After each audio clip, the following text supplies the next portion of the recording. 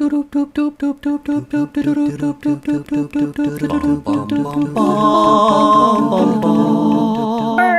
news!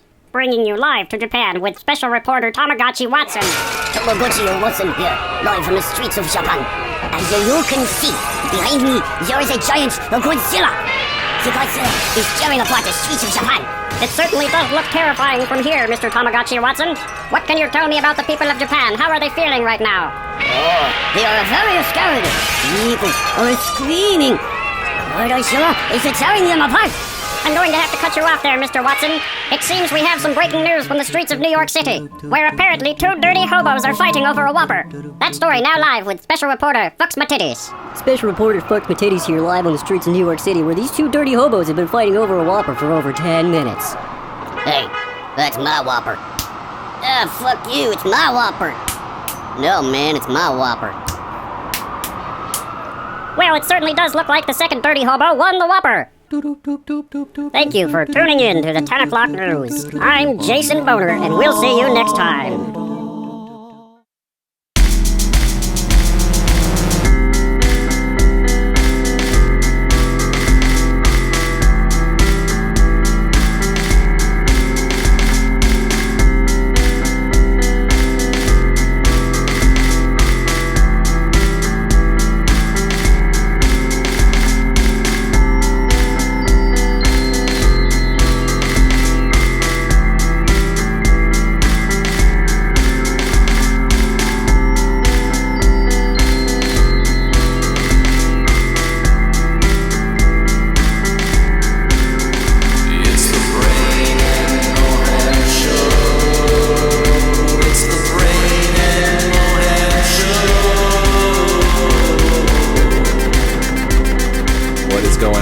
This is the Brain and Moham Show. I am Muhammad El-Darwish. And I am Brain Mountain. And it is Tuesday,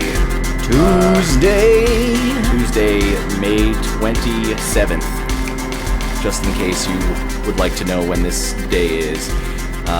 We want to thank the 10 o'clock news and Jason Boner at the 10 o'clock news. Mr. Jason Boner with the 10 o'clock news, good friend of ours. That's right. Thank you for those emergency reports from Japan and New York City. Yes, and we also want to shout out our good pal John Sausage. Oh, John Sausage. Yep, John Sausage, the time-traveling hobo. Yes. He's part of the time-traveling hobo regime. In my butthole. In Muhammad's butthole.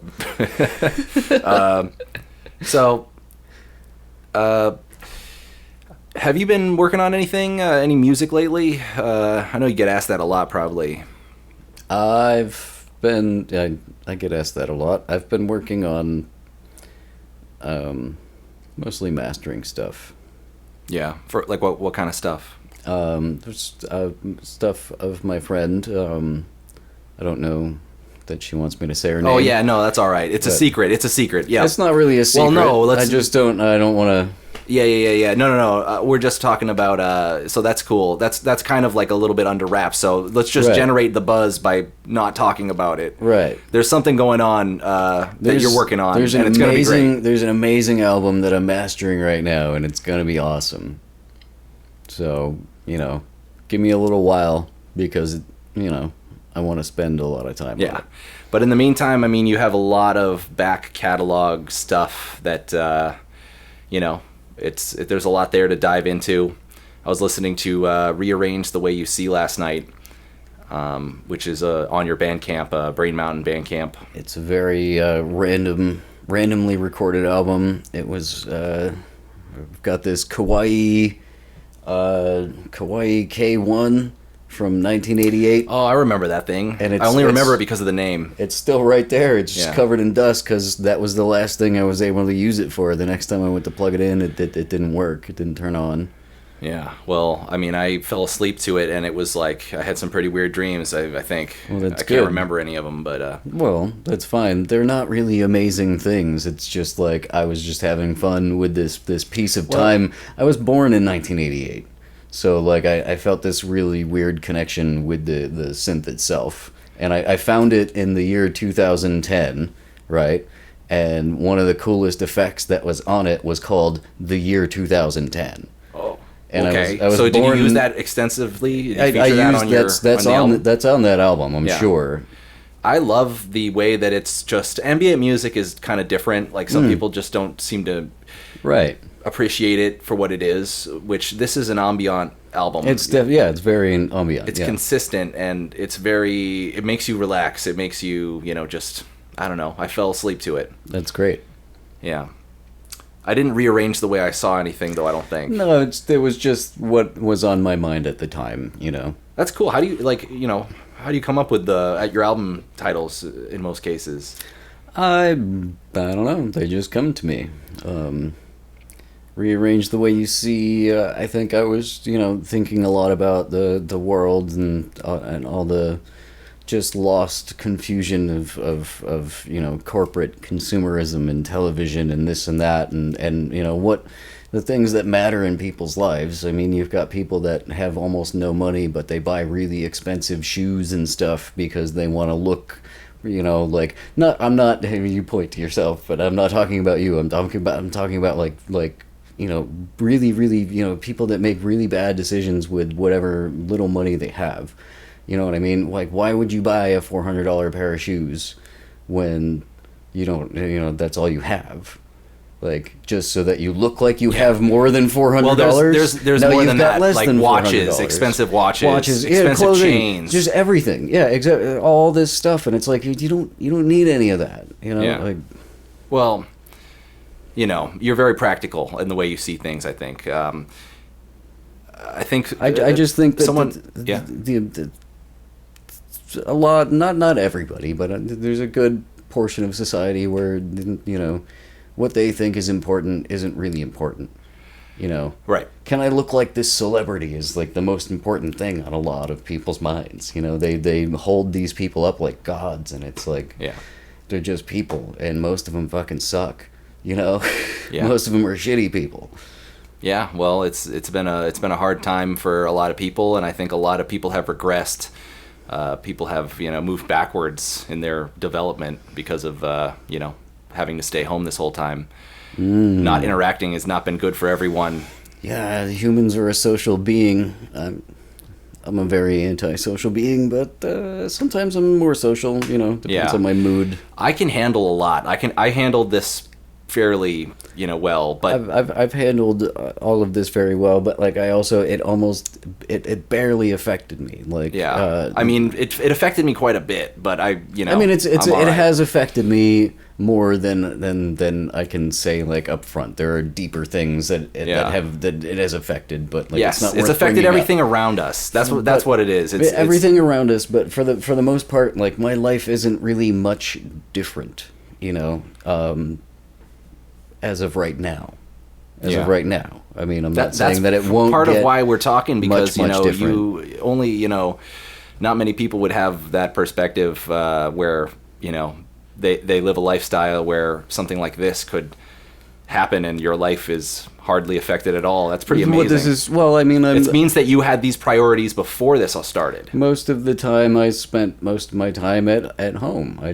I'm a very solitary person. I'm an introvert. I like to get out, and I love my friends, and I love to see my friends, but I much prefer a one-on-one or at most like 2 or 3 other people. I like to throw parties because I like to be a host, and but at that point I bounce around and I see everybody and people. Yeah, at that point you're in host mode. And I know what that is. And I can help everybody. We all know what host. When you go into your host mode and you're kind of not yourself, but you're taking care of a party. Right. Yeah. But I really like that because like I can help people and I can cook them food.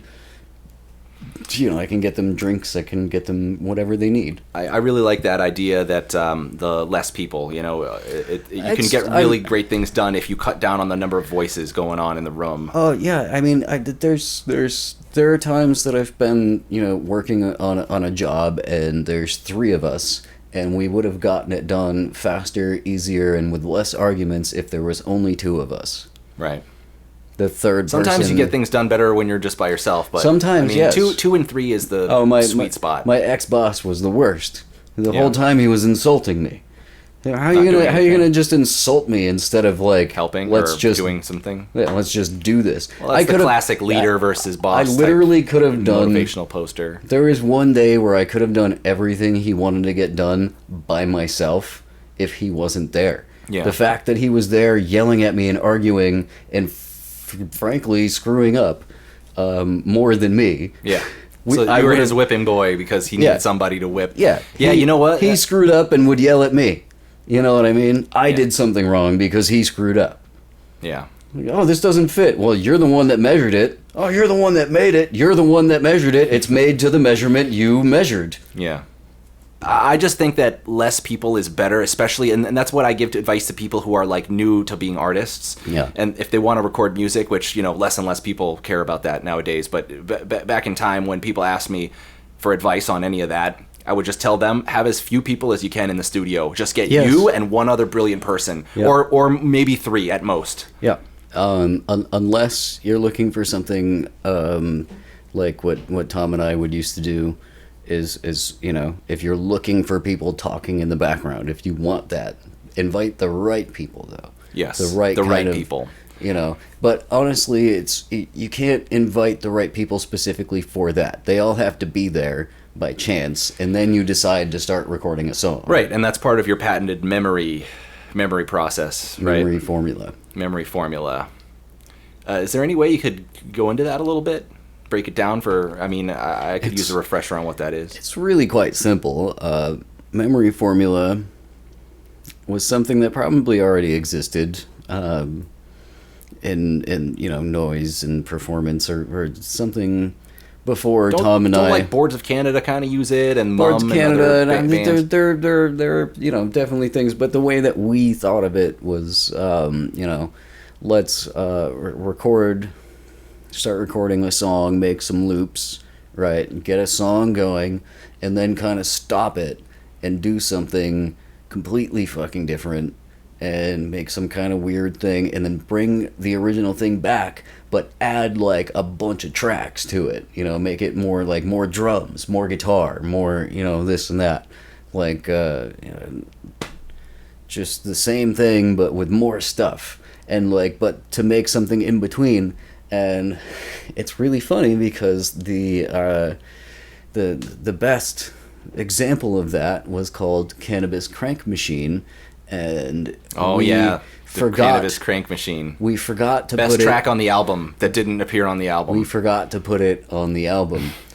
Technically, oh my god, we gotta play that song if possible. Technically, I don't know where it is. We can maybe we're gonna do a deep dive. We're gonna try to find that song. We'll find it, and it will appear somewhere eventually on this podcast. I'll find it. It's gonna take me a while, but I know I have it. What's the name of the band for that? The Renaissance? The Renaissance. Which was already like a band from like the 70s or something. My art teacher was like, that's already a band, right? And I'm like, yeah, I don't care. We're in high school. Nobody gives a shit. No one cared that you even used then the same I was name. like, who cares? We're in high school and no one's gonna know. Yeah. No, I remember that song. That's interesting. That's one of those Strawberry Fields Forever, or like Penny Lane, Strawberry Fields Forever. Didn't those not appear on the album, but they were like pretty good?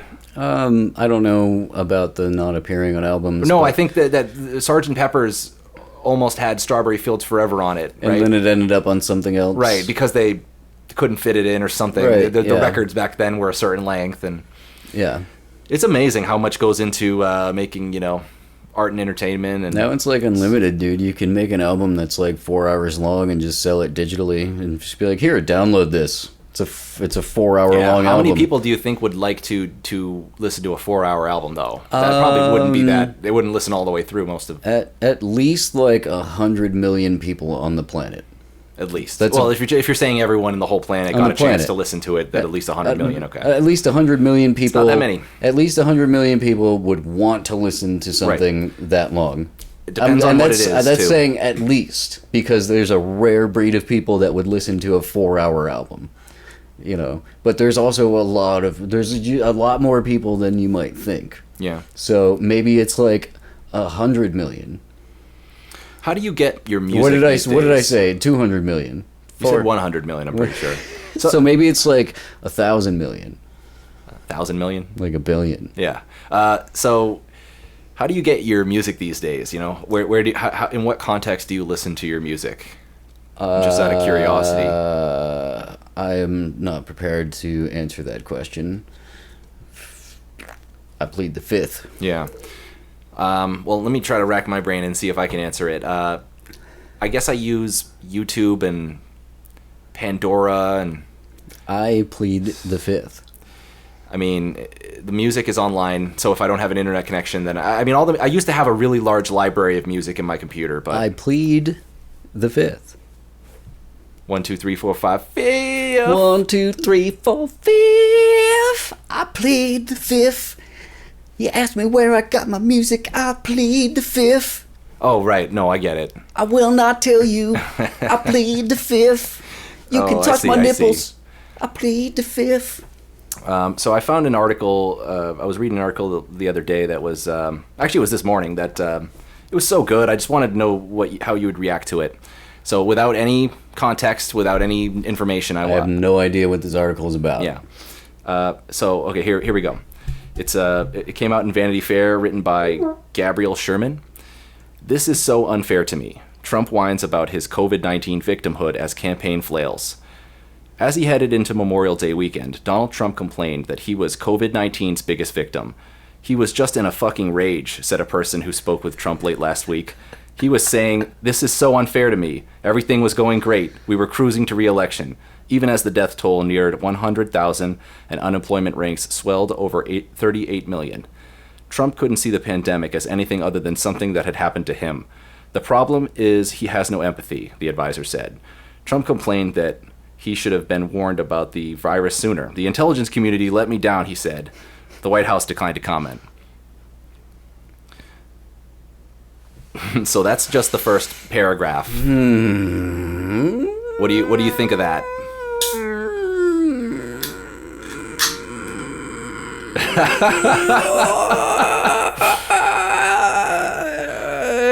Yeah, this is all just affecting him. No one else. Just him. Yep. That's just him. Yeah, well, I mean... Oh, boo, friggity frickin' who. Everyone's realizing I'm a shitty person. Oh, no. Oh, I was cruising. Woe is fucking me. You know, he really thought he was cruising to re-election. I think he was cruising to being, like, to possible re-election, but it definitely wasn't in the bag. Whatever he was cruising before for, this. You know... cruising for a bruising. This ain't the reason it stopped. So I'll continue. Trump's outburst reflected his growing frustration that at this stage of the race he is losing to Joe Biden. According to a Republican briefed on the campaign's internal polls, Trump is trailing Biden by double digits among women over 50 in 6 swing states. Trump knows the numbers are bad. It's why he's thrashing about, the Republican said. Even those closest to Trump have been privately worried that the election is slipping away. According to a source, Melania Trump warned the president during their trip to India in February to take the virus more seriously. He totally blew her off, the source said. Melania later told people that Trump, quote, only hears what he wants to hear and surrounds himself with yes people and family, the source added. His own wife said that. He only hears what he wants to hear. And isn't his wife... like a mail order bride or something, like yeah, she's a model from somewhere that former Soviet Union. I forget exactly which country. It might have been Ukraine, Slovenia, something like that. But you know, it's a very weird. The origins of their relationship is a little weird. Whatever, you know. I don't really care about that, but like you were saying, the fact that his wife is the one saying he only hears what he wants to hear. He only hears what he wants to hear, and blah blah blah blah. I've accepted that. Right. She's definitely accepted that. Melania, of course, her big project as First Lady is her Be Best campaign, which is to, you know, stop bullying or something. Very ironic. Very, very ironic. It couldn't be more ironic if it was written by George Orwell. I mean, like right. the Ministry of Truth. We are not bullying you. We are just, you know, owning you, owning the libs. Exactly, yeah. The First Lady's office did not respond to requests to comment. But with formerly solid red Georgia in play, Trump has conceded to reality and is shaking up his campaign. This morning, the campaign promoted former White House political director Bill Stipin to deputy campaign manager and named Stephanie Alexander, the Midwest political director, to the post of campaign chief of staff. The moves are being seen by many in the Trump world as a demotion for Trump's campaign manager Brad Parscale, who has been at odds with Trump for weeks over his spending and the president's deteriorating poll numbers. Trump has been screaming at Brad, "How many fucking times do I have to tell you I don't like this? Are you fucking stupid?" said a Republican who's overheard the conversations. "Your source is wrong," a campaign spokesperson said in an email. "The president never said that about Brad." "Once you get on the wrong side of the mountain with Trump, it's hard to get back," said a Trump friend. That's a lot to take in. I didn't really fully So inhale and understand all of that. So just to reiterate what it was talking about, basically Trump's campaign manager, Brad Parscale, Right. he's this guy with a goatee. He looks very, he's got this very like... He looks very goaty. He's a hipster. He's like he's like a wannabe He's a hipster MAGA goat. hipster.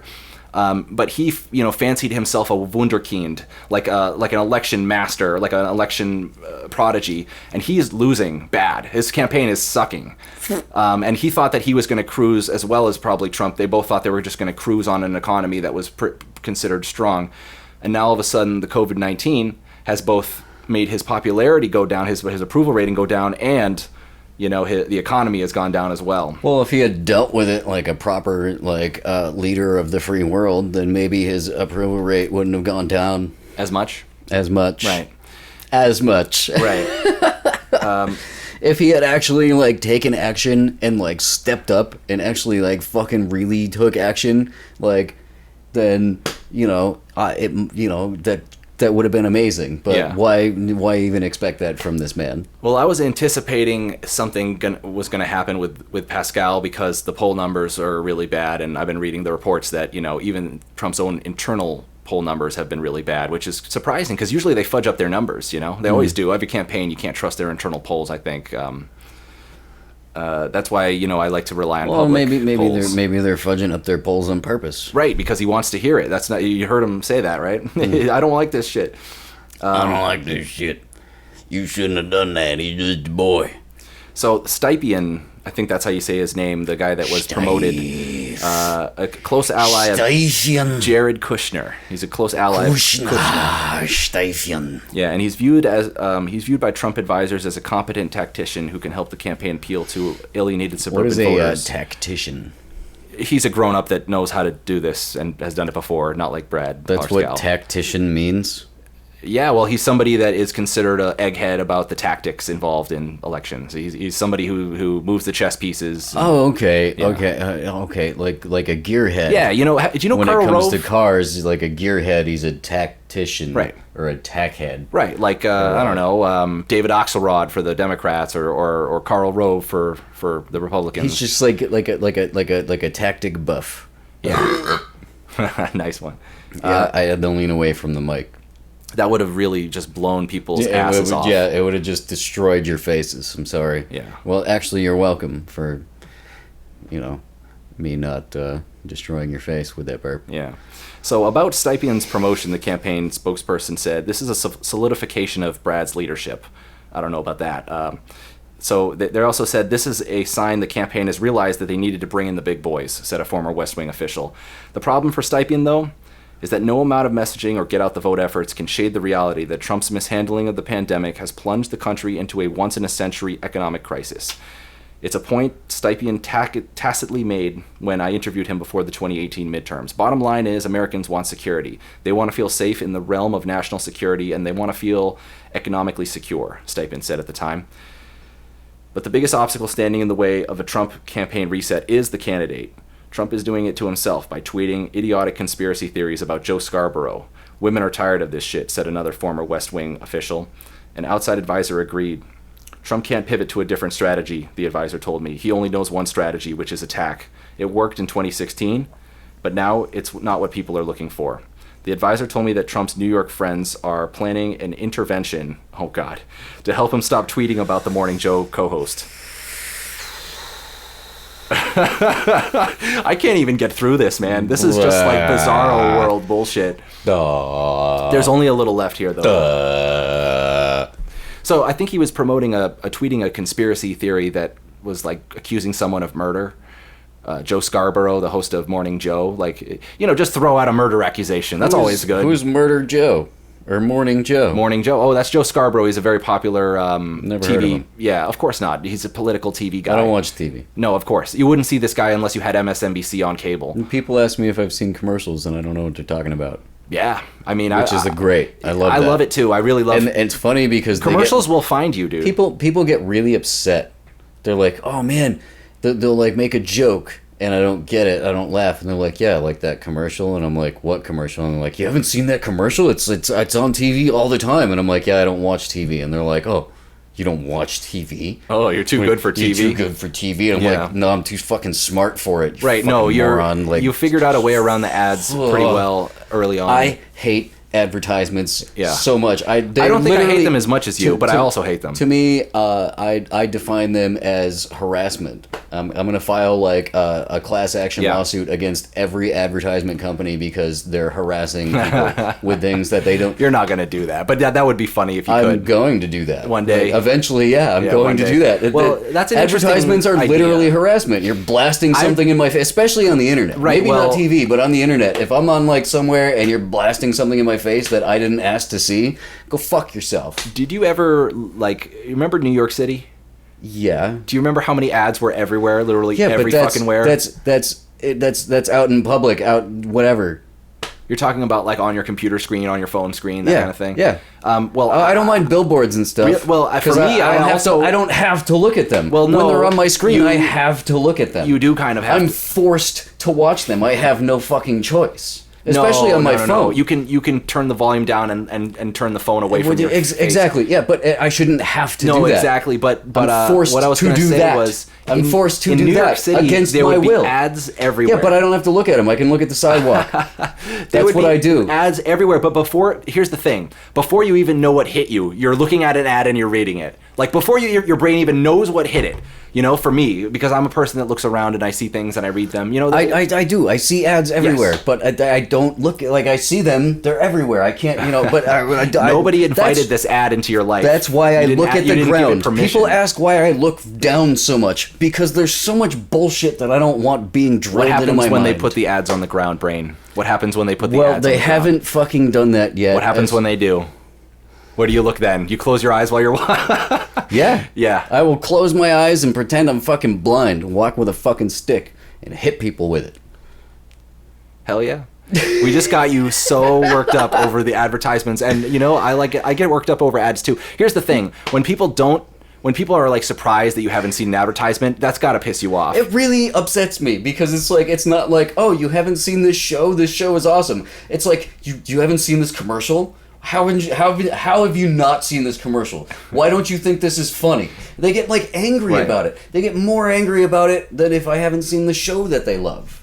Right. And that like really upsets me. So you know what that tells me? That tells me that they watch a lot of advertisements. Do you even have Geico insurance? You love the Geico commercials, but do you even pay them for your insurance? Oh God, there was a really bad Geico commercial recently. It was like, thank you for all sharing. Bad. Yeah, well, no, there's a lot of really good Geico commercials. They're all bad. Actually, no, some of them are actually really good. Yeah, dude, Geico's one of the funniest commercials ever. There are people that make good advertisements. But here's what I wanted to say: they shouldn't be focusing that energy on advertisements.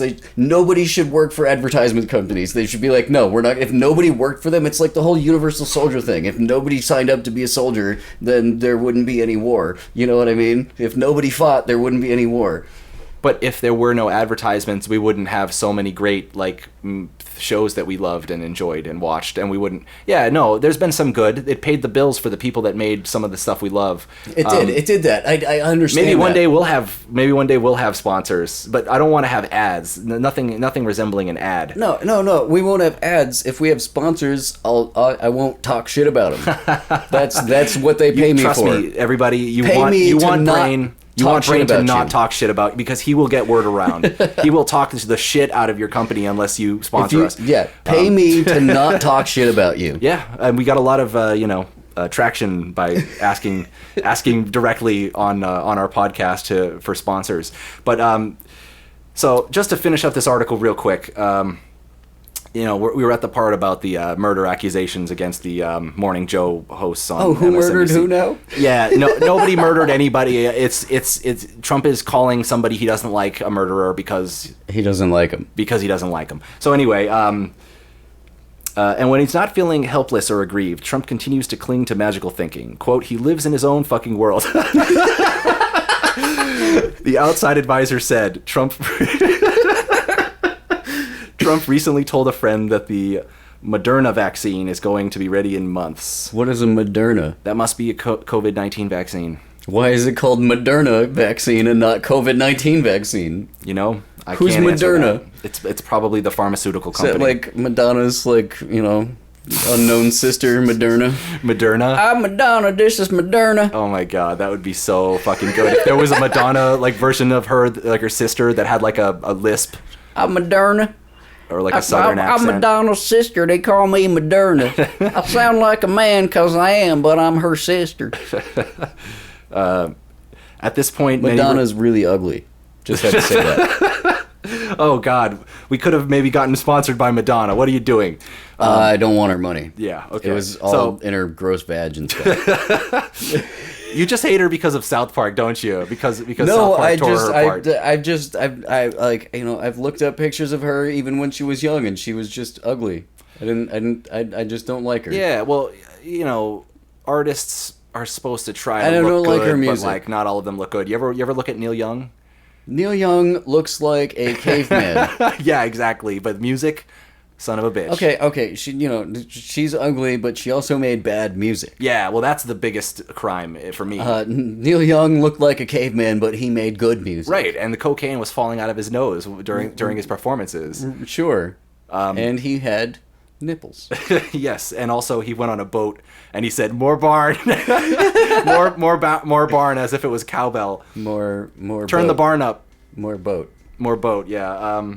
So at this point, many Republicans I spoke to said the only hope for Trump is that Biden implodes. As one prominent Republican put it, quote, "Right now, the only person who can change the dynamic is Joe Biden." Yeah. Yeah, but Joe Biden's not doing anything to significantly alter the dynamic right now. Actually, I think Trump recently mocked him for wearing a mask.